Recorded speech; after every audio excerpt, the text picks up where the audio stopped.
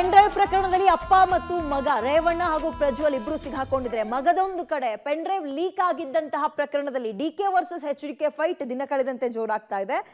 ಪ್ರಜ್ವಲ್ ರೇವಣ್ಣ ಮಾಜಿ car driver ಕಾರ್ತಿಕ್ರನ್ನ ಮಲೇಷ್ಯಾಕ್ಕೆ ಕಳಿಸಿದ್ದು, ಇದರ ಹಿಂದೆ 420 ಬ್ರದರ್ಸ್ ಇದ್ದಾರೆ ಅಂತ ಕುಮಾರಸ್ವಾಮಿ ಆರೋಪ ಮಾಡಿದ್ರು. ಅವರಿಗೆ ಡಿಕೆ ಸುಮ್ಮನಿರ್ತಾರ, ತಿರುಗೇಟ್ ಕೊಟ್ಟಿದ್ದಾರೆ. ಪ್ರಜ್ವಲ್ ಮಾಜಿ ಡ್ರೈವರ್ ಕಾರ್ತಿಕ್ನನ್ನ ಮಲೇಷ್ಯಾಕ್ಕೆ ಕಳಿಸಿದ್ ಯಾರು? ಕಾರ್ತಿಕ್ ಹೇಳಿಕೆ ತರಾತುರಿಯಲ್ಲಿ ವಿಡಿಯೋ ಬಿಟ್ಟಿದ್ಯಾಕೆ ಅಂತ ಕುಮಾರಸ್ವಾಮಿ ಕೇಳಿರೋ ಪ್ರಶ್ನೆಗಳಿಗೆ ಡಿಕೆ ಬ್ರದರ್ಸ್ ಉತ್ತರ ಕೊಟ್ಟಿದ್ದಾರೆ.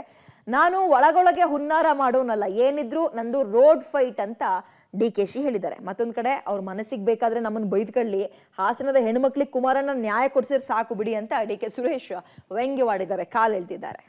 ಇರಬಹುದು ಅಂತ ಹೇಳಿ 420ಗಳು ಹೇಳೋರಲ್ಲ, ಎಲ್ಲವನೇ ಅವನು ಕಾರ್ತಿಕ್ ಯಾರು ಕಳಿಸಿರೋದು? ಅವನು ಎಲ್ಲಿಂದ ವಿಡಿಯೋ ಮಾಡಿ ಬಿಟ್ಟವನು ಇಲ್ಲಿಗೆ? ಯಾತಿಗೆ ತರಾತುರಿ ವಿಡಿಯೋ ಮಾಡಿ ನಿಮ್ಮ ಚಾನಲ್ಗಳಿಗೆ ಕೊಟ್ಟರು? ಯಾರು ಕೊಟ್ಟವರು? ನಾನು ಅವ್ರ ಕುಟುಂಬನ 420 ಅಂತ ಕರೆಯಲ್ಲ.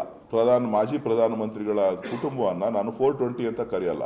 ಯಾಕೆಂದ್ರೆ ಅವ್ರ ಅಭಿಮಾನಿಗಳಿಗೆ ಬೇಜಾರಾಗುತ್ತೆ. ಆದ್ರೆ ಈ ಕುಟುಂಬವನ್ನ ಇಡೀ ಪ್ರಪಂಚ ಕೊಂಡಾಡ್ತಾ ಇದೆ, ಹೊಗಳ್ತಾ ಇದೆ. ಈ ರಾಜ್ಯದ ಜನ ಹೊಗಳ್ತಾ ಇದ್ದಾರೆ. ಈ ಕುಟುಂಬದ ಆಸ್ತಿ ಪೆನ್ ಡ್ರೈವ್ ಆಸ್ತಿ. ತೆನೆ ಹೊತ್ತ ಮಹಿಳೆ ಪೆನ್ ಡ್ರೈವ್ ಅನ್ನ ಹೊರಬೇಕಾದಂತ ಪರಿಸ್ಥಿತಿ ನಿರ್ಮಾಣ ಆಗಿದೆ ಅಂತ ಹೇಳಿ ಇಡೀ ದೇಶದ ಜನ ಹಾಡಿ ಹೊಗಳ್ತಾ ಇದ್ದಾರೆ. ಯಾವುದೋ ಒಂದು ತೋಟದಲ್ಲಿ ಮಡಗೋದು, ಇನ್ನೊಂದು ಕಡೆ ಮಾಡೋದು ನನಗೇನು ಅವಶ್ಯಕತೆ ಇಲ್ಲ, ಅವ್ರಿಗೆ ಅವಶ್ಯಕತೆ ಇದೆ. ಯಾರು ಈಗ ಅವ್ನು ಹುಡುಗ ಹೇಳೋನಲ್ಲ ನಾನು BJP ಅವ್ರು ಕೊಟ್ಟೆ ಅಂತ, ಇನ್ನೊಂದು ಕಡೆ ಅವನು ಯಾರೋ ಅಡ್ವೊಕೇಟ್ ಹೇಳಿದಾರಲ್ಲ ನಾನು ಕುಮಾರಣ್ಣನ ಬಗ್ಗೆ ನನಗೆ ಅಭಿಮಾನ, ಗೌಡ್ರ ಬಗ್ಗೆ ಅಭಿಮಾನ, ನಾನು ಭೇಟಿ ಮಾಡಿದ್ದೆ, ನಾನು ತಿಳಿಸಿದ್ದೆ ಅಂತ ಆತನು ಕೂಡ ಏನು ಹೇಳಿದ್ದಾನಲ್ಲ. ಯಾರು ರಿಲೀಸ್ ಮಾಡಿದ್ರು ಬಿಟ್ಟರು ಅಂತ ಅದು ನೆಕ್ಸ್ಟ್ ಒಂದು ಪ್ರಶ್ನೆ ಮಾಡೋಣ, ಒಂದು ಚರ್ಚೆ ಮಾಡೋಣ, ಅದಕ್ಕೆ ಚರ್ಚೆ ಮಾಡೋಣ. ಎಲ್ಲ ಸವಾಲಿಗೂ ಅದಕ್ಕೆ ಸಿದ್ಧನಾಗಿದ್ದೀನಿ. ಎಲ್ಲವನೇ ಅವನು ಕಾರ್ತಿಕ್ ಯಾರು ಕಳಿಸಿರೋದು?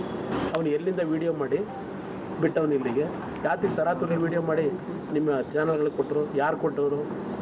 ಮಲೇಷ್ಯಾದಲ್ಲಿ ಇದ್ದಾನೆ. ಯಾರು ಕಳಿಸಿರೋದು ಮಲೇಷ್ಯಾಗೆ? ಅವನ್ನ ಹೌದಾ? ನಮ್ಮ ಬ್ರದರ್ ಹೇಳಿದ್ರಾ? ಅಚ್ಚಾ ಈಗ ನಮ್ಮ ಬ್ರದರ್ ಹೇಳೋದಾದ್ಮೇಲೆ ನಮ್ಮ ಬ್ರದರ್ಗೆಲ್ಲ ಇನ್ಫಾರ್ಮೇಷನ್ ಗೊತ್ತಿರಬೇಕಲ್ಲ. ಅಲ್ಲಿ ಸೆಂಟ್ರಲಿಂದ ತಗೊಳ್ಳಿ, ಯಾರು ಕಳ್ಸವ್ರೆ, ಯಾರು ಮಾಡವ್ರೆ, ಏನು ಎತ್ತ ಅಂತ. ಏನು ನನಗೇನು ತಲೆಕೆಟ್ಟಿದ್ಯಾ? ನನಗೆ ರೋಡಲ್ಲಿ ಫೈಟ್ ಮಾಡ್ತೀನಿ ನಾನು. ಕುಮಾರಸ್ವಾಮಿಗೆ ಏನೇನು ಮಾಹಿತಿ ಇರ್ತದೋ ನನಗೆ ಗೊತ್ತಿಲ್ಲ. ಕುಮಾರಸ್ವಾಮಿ ಇಂಟರ್ನ್ಯಾಷನಲ್ ಇದನ್ನ ಏಜೆನ್ಸಿ ಇಟ್ಕೊಂಡಿದ್ದಾರೆ. ಸೊ ಅವ್ರಿಗೆಲ್ಲ ಮಾಹಿತಿನೂ ಗೊತ್ತಿರ್ತದೆ. ನನಗೆ ಅದ್ರ ಬಗ್ಗೆ ಮಾಹಿತಿ ಗೊತ್ತಿಲ್ಲ. ಅವ್ರು ಏನೇನೋ ಹೇಳ್ತಾ ಇರ್ತಾರೆ, ಯಾರಿಗೆ ಗೊತ್ತಿದೆ? ಇಶ್ಯೂನ ಡೈವರ್ಟ್ ಮಾಡೋದಕ್ಕೋಸ್ಕರ ಬೇರೆಯವ್ರನ್ನ ಕರೆತರುವಂತ ಪ್ರಯತ್ನ ಮಾಡ್ತಾರೆ. ಅವ್ರು ಹೇಳ್ಬೇಕಾಗಿರೋದು ಹಾಸನದ ಜಿಲ್ಲೆ ಹೆಣ್ಣು ಮಕ್ಕಳ ಮಾನ ರಕ್ಷಣೆಗೆ ಏನ್ ಮಾಡಬೇಕು ಅಂತೇಳಿ. ಕೆಣಕಿರೋರು ಯಾರಂತೆ? ನಾವೇನು ಕೆಣಕ್ಲಿಲ್ವಲ್ಲ. ಅವ್ರ ಅಲಯನ್ಸ್ ಪಾರ್ಟ್ನರ್ ಕೆಣಕಿರೋದು ನಮ್ಮ ಮೇಲೆ ಆಗ್ತಿರ್ತಾರೆ. ಅವ್ರ ಅಲಯನ್ಸ್ ಪಾರ್ಟ್ನರ್ ಇಂದ ಬಿಡುಗಡೆ ಆಗಿರೋದು, ಅಲಯನ್ಸ್ ಪಾರ್ಟ್ನರ್ಗಳು ಬಿಡುಗಡೆ ಮಾಡಿರುವಂಥದ್ದು. ಅದ್ರ ಬಗ್ಗೆ ಅವ್ರು ಚರ್ಚೆ ಮಾಡ್ಕೊಳ್ಳಿ. ಅವ್ರ ಹತ್ರ ಮಾತಾಡೋಕ್ಕೆ ಶಕ್ತಿ ಇಲ್ಲ, ನಮ್ಮ ಮೇಲೆ ಮಾತಾಡ್ತಾರೆ. ನನ್ನನ್ನು ಕೆಣಕವ್ರೆ. ಈ ಕೆಣಕಿರೋದಕ್ಕೆ ಏನು ಮಾಡಬೇಕು ಅನ್ನೋದು ಗೊತ್ತು. ಇದೆಲ್ಲ ಭಾಳ ನೋಡಿದ್ದೀನಿ. ಅವನು ಎಲ್ಲವನೇ ಅಂತ ಮೊದಲು ಹುಡುಕೊಳ್ಳಿ ಆ ಕಾರ್ತಿಕ್ನ. ಕೆಣಕಿರೋರು ಯಾರಂತೆ? ನಾವೇನು ಕೆಣಕ್ಲಿಲ್ವಲ್ಲ. ಅವ್ರ ಅಲಯನ್ಸ್ ಪಾರ್ಟ್ನರ್ ಕೆಣಕಿರೋದು ನಮ್ಮ ಮೇಲೆ ಆಗ್ತಿರ್ತಾರೆ. ಅವ್ರ ಅಲಯನ್ಸ್ ಪಾರ್ಟ್ನರ್ ಇಂದ ಬಿಡುಗಡೆ ಆಗಿರೋದು. ಅದ್ರ ಬಗ್ಗೆ ಅವ್ರು ಚರ್ಚೆ ಮಾಡ್ಕೊಳ್ಳಿ. ಅವ್ರ ಹತ್ರ ಮಾತಾಡೋಕ್ಕೆ ಶಕ್ತಿ ಇಲ್ಲ, ನಮ್ಮ ಮೇಲೆ ಮಾತಾಡ್ತಾರೆ. ವಿಚಾರವನ್ನ ಡೈವರ್ಟ್ ಮಾಡೋ ಅಂಥದ್ರಲ್ಲಿ ಕುಮಾರಸ್ವಾಮಿ ಅವ್ರು ಎತ್ತಿದ ಕೈ.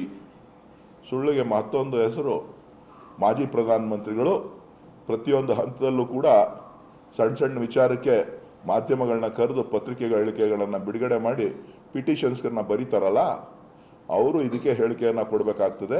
ಅಶೋಕ ಈಗ ಕಾನ್ಸ್ಟಿಟ್ಯೂಷನ್ ಪೋಸ್ಟ್ ಇಟ್ಕೊಂಡಿದ್ದಾರೆ. ಆ ಕಾನ್ಸ್ಟಿಟ್ಯೂಷನ್ ಪೋಸ್ಟ್ಗೆ ಏನು ಗೌರವ ಕೊಡಬೇಕು ಆ ಗೌರವ ಕೊಡಲಿ. ವಿರೋಧ ಪಕ್ಷದ ನಾಯಕಾಗಿ ಒಬ್ಬ BJP ಅವ್ರು ಮಾತಾಡ್ತಾ ಇಲ್ಲ. ಏನು ಹರಿಹ ಆಯ್ತಾ ಇದ್ರು? ಯಾಕೆ ಏನಾಯ್ತು? ಅವ್ರಿಗೆ ಜನ ಕರ್ಕೊಂಡು ಹೋಗ್ಬೇಕು, ಶೋಭಕನ್ ಕರ್ಕೊಂಡು ಹೋಗ್ಬೇಕು, ಆ CT ರವಿ ಕರ್ಕೊಂಡು ಹೋಗ್ಬೇಕು, ಆ ಸುನೀಲ್ ಕರ್ಕೊಂಡು ಹೋಗ್ಬೇಕು. ಅವರೆಲ್ಲ ಅವ್ರ ಪಾರ್ಟಿ ಲೀಡರ್ಗಳು ಯಾರ್ಯಾರು ಇದ್ದಾರೆ ಎಲ್ಲ ನೋಡ್ಕೊಂಡವ್ರಲ್ಲ ಫೋಟೋಗಳನ್ನ, ಅವ್ರಿಗೆಲ್ಲ ಹೋಗಿ ಧೈರ್ಯ ತುಂಬುವಂಥ ಕೆಲಸ ಮಾಡಬೇಕು. ಕುಮಾರಸ್ವಾಮಿನೂ ಮಾಡಲಿ ಅಂತ ಹೇಳ್ತಾ ಇದ್ದೀನಿ. ದೇವೇಗೌಡರು ಹೋಗ್ಬೇಕು. ನಮಗೆ ಹೆಣ್ಮಕ್ಳ ಬಗ್ಗೆ ಗೌರವ ಇದೆ ಅಂತ ಹೇಳ್ತಾರಲ್ಲ, ಅವರೆಲ್ಲ ಫೋಟೋಗ್ರಾಫ್ಸ್ ಎಲ್ಲ ಅವರ ಕಾರ್ಯಕರ್ತರು ಮತ್ತೊಂದಿರಲ್ಲ, ಅವರೆಲ್ಲ ಹೋಗಿ ಭೇಟಿ ಮಾಡಲಿ. ಯಾಕೆ ಭೇಟಿ ಮಾಡ್ತಾ ಇಲ್ಲ? ಇದರ ನಡುವೆ ತನಿಖೆ ಪಾಡಿಗೆ ತನಿಖೆ ನಡೀಲಿ ಅಂತ ಸುಮ್ಮನಿದ್ದ ಕಾಂಗ್ರೆಸ್ ನಾಯಕರನ್ನ ರೊಚ್ಚಿಗೇಳಿಸ್ತಾ ಇದ್ದಾರ ಕುಮಾರಸ್ವಾಮಿ ಅವರು. ಕೆಣಕದ್ರ ಅನ್ನೋ ಪ್ರಶ್ನೆ ಕೂಡ ಕಾಡ್ತಾ ಇದೆ. ಆ ಒಂದು ಹೇಳಿಕೆ ಕೊಟ್ರಲ್ಲ, ಪೆನ್ ಡ್ರೈವ್ ಪ್ರಕರಣವನ್ನ ರಾಷ್ಟ್ರ ಮಟ್ಟದಲ್ಲಿ ಪ್ರಚಾರಕ್ಕೆ ಬಳಸೋಕೆ ಕಾಂಗ್ರೆಸ್ ಮುಂದಾಗ್ತಾ ಇದೆಯಾ ಅಂತ ಅನುಮಾನ. DCM DK ಶಿವಕುಮಾರ್ ಮೇಲೆ ಪೆನ್ ಡ್ರೈವ್ ಹಂಚಿದ ಆರೋಪವನ್ನ ಕುಮಾರಸ್ವಾಮಿ ಮಾಡಿದ್ರು. ಮಾತನಾಡೋ ಭರದಲ್ಲಿ ಸಿದ್ದರಾಮಯ್ಯ ಪುತ್ರ ರಾಕೇಶ್ ಸಾವಿನ ವಿಚಾರವನ್ನು ಕೂಡ ಪ್ರಸ್ತಾಪ ಮಾಡಿದ್ರು. ಈ ಮಾತುಗಳಿಂದ ಇಲ್ಲಿವರೆಗೂ ಒಂದು ಲೆಕ್ಕ ಆದ್ರೆ ಮುಂದಿನದ್ದು ಬೇರೆಯದ್ದೇ ಲೆಕ್ಕ ಅಂತ ಕಾಂಗ್ರೆಸ್ನ ಪ್ರಮುಖ ನಾಯಕ ನಾಯಕರು ಅಂತ ಕರೆಸ್ಕೊಳ್ಳೋ ಸಿದ್ದು ಮತ್ತು DKಶಿ ಇದನ್ನ ಇಲ್ಲಿಗೆ ಬಿಡಬಾರದು ಈ ಪ್ರಕರಣವಂತ ಹಠಕ್ಕೆ ಬಿದ್ದಿದ್ದಾರೆ. ಕಾನೂನಿನಂತೆ ಕ್ರಮ ಆಗ್ಲಿ ಅಂತ ಹಠಕ್ಕೆ ಕೈ ನಾಯಕರು ಬಿದ್ದಿದ್ದಾರೆ ಅಂತ ಮಾಹಿತಿ ಇದ್ದು, ತನಿಖೆ ಪಾಡಿಗೆ ತನಿಖೆ ನಡೀಲಿ ಅಂದ್ಕೊಂಡಿದ್ದ ಕೈ ನಾಯಕರನ್ನ ಮಾತನಾಡಿ ಕುಮಾರಸ್ವಾಮಿ ಕೆಣಕಿದ್ದಾರೆ ಅಂತ ಮಾಹಿತಿ. ಅದೇ ಕಾರಣಕ್ಕೆ ಪೆನ್ಡ್ರೈವ್ ಪ್ರಕರಣವನ್ನ ರಾಷ್ಟ್ರ ಮಟ್ಟದಲ್ಲಿ ಪ್ರಚಾರಕ್ಕೆ ಬಳಸೋಕೆ ಕೂಡ ಕಾಂಗ್ರೆಸ್ ಈಗ ಮುಂದಾಗಿದೆ ಅಂತ ಮಾಹಿತಿ ಸಿಗ್ತಾ ಇದೆ. ಓಕೆ, ಆರಂಭದಲ್ಲಿ SIT ಇದೆ, ತನಿಖೆ ನಡೆಸ್ತಾರೆ ಅಂತ ಕಾಂಗ್ರೆಸ್ ಹೇಳಿ ಸುಮ್ಮನಾಗಿತ್ತು. ಬಟ್ ಕುಮಾರಸ್ವಾಮಿ ಅವರು ತಪ್ಪಿತಸ್ಥರಿಗೆ ಶಿಕ್ಷೆ ಆಗ್ಲಿ ಅನ್ನುವಂತಹ ಧ್ವನಿನ ಸ್ವಲ್ಪ ಕಡಿಮೆ ಮಾಡಿ ಇದರಿಂದ ಯಾರಿದ್ದಾರೆ ಅಂತ ರೊಚ್ಚಿಗೇಳಿಸುವ ಕೆಲಸವನ್ನ ಕಾಂಗ್ರೆಸ್ ನಾಯಕರ ಕಡೆ ಬೆಟ್ಟು ತೋರಿಸಿ ಮಾಡುವಂತಹ ಕೆಲಸ ಮಾಡಿದ್ರು. ಹಾಗಾಗಿ ಸಿದ್ದು ಮತ್ತು DK ಕೂಡ ಇದನ್ನ ಇಲ್ಲಿಗೆ ಬಿಡೋ ಲಕ್ಷಣ ಕಾಣಿಸ್ತಾ ಇಲ್ಲ.